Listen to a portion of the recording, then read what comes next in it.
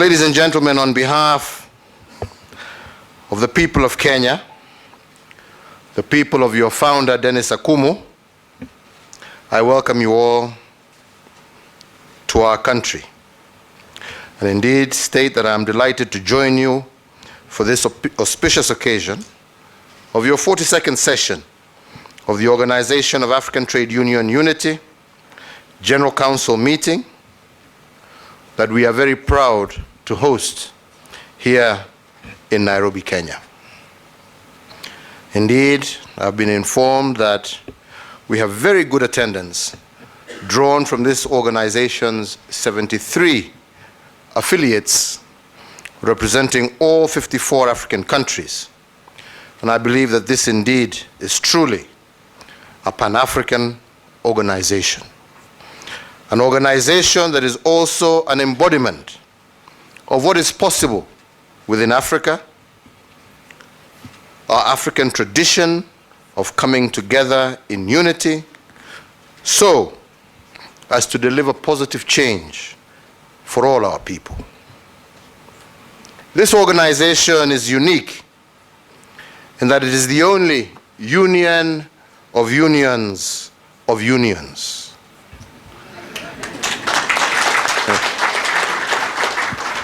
The only one of its kind in Africa.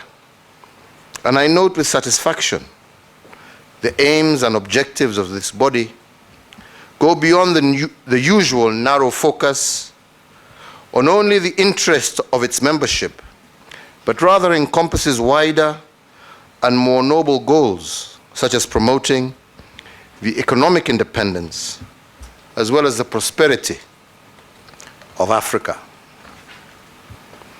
To achieve this noble goal, I indeed urge your constituent labor organizations to prioritize enhancing the competitive advantages of your respective countries. Evidence is abound that a stable labor market, where industrial relations are cordial, allows the nation to foster local business, but also to attract foreign investment, far better than one plagued with never-ending cycles of industrial action and antagonism. To achieve this dialogue, informed by realistic expectations and pragmatism on the side of workers, matched by recognition and respect for the invaluable role played by workers on the part of the employer, is key.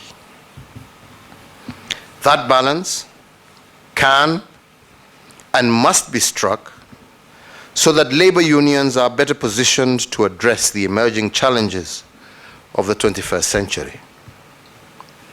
Ladies and gentlemen, African trade unions must also contend with a new type of marketplace in which globalization and advancements in technology mean that every nation must jealously guard its own competitive advantage. Inordinate increases in wage bills and staff costs are often the largest driver of the exit of business from these countries in favor of nations where wage bills and staff costs are lower. But I also firmly believe that the world must retain space for the worker, for the worker's human dignity and fundamental right to earn a living, notwithstanding the great advances being made in technology. And to maintain this, governments require assistance from labor organizations. Together, government and labor organizations can deliver measures that ensure that as far as is possible, enterprises remain profitable and vibrant through the work of human hands. African labor organizations must also be at the forefront of advocating for the free movement of goods, persons, labor, and capital across our entire continent. This free movement within Africa was a large part of the dream that informed the formation of the Organization of African Trade Union Unity in the year 1973. And this should not be forgotten. I therefore call on the present leadership of the Organization of African Trade Union Unity to help build the bridges of unity and pan-Africanism between all the sons and daughters of this blessed continent, especially as we usher in the Africa Continental Free Trade Area under the auspices of the African Union. We must begin laying the groundwork for even closer cooperation and integration in Africa. The surest path to national as well as continental peace and prosperity is for the African nations to come together as one.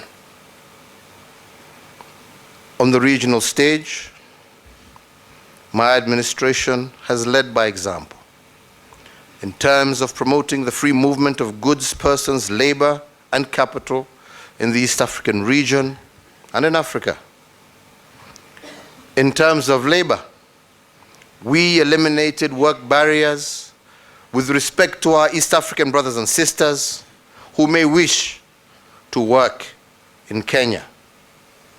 One entry, every African is also free to visit Kenya.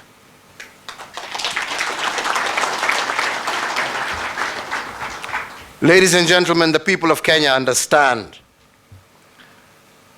that immigrant labor of our African brothers and sisters adds rather than lessens our prosperity.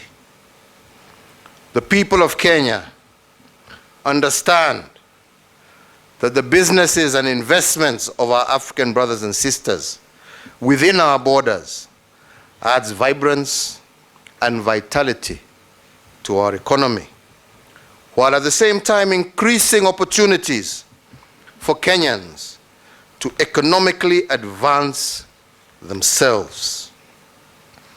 I therefore challenge you, my brothers and sisters of the Organization of African Trade Union Unity, to advocate for this stand in each and every country on our continent. To that end, I once again, as was done by our forefathers, recommit support to your organization through an annual grant of $200,000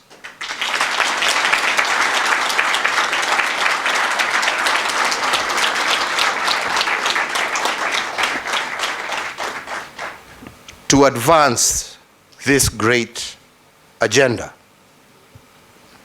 Finally, let me conclude by thanking the organizers of this event, led by the President of the African Trade Union Unity, our very own Francis Atwoli, for all your hard work together with your teams and efforts towards making this a successful event. And to you delegates, I wish you very, very productive deliberations that will strengthen your organization, that will strengthen your respective country organizations, and that will strengthen and give prosperity to your respective nations. Let us work together for our unity. It is very sad, it is very disheartening to see our sons and daughters struggle, lose life, crossing the Mediterranean, being humiliated in foreign lands because we cannot get together and grow our own prosperity and provide employment and a future and hope for them.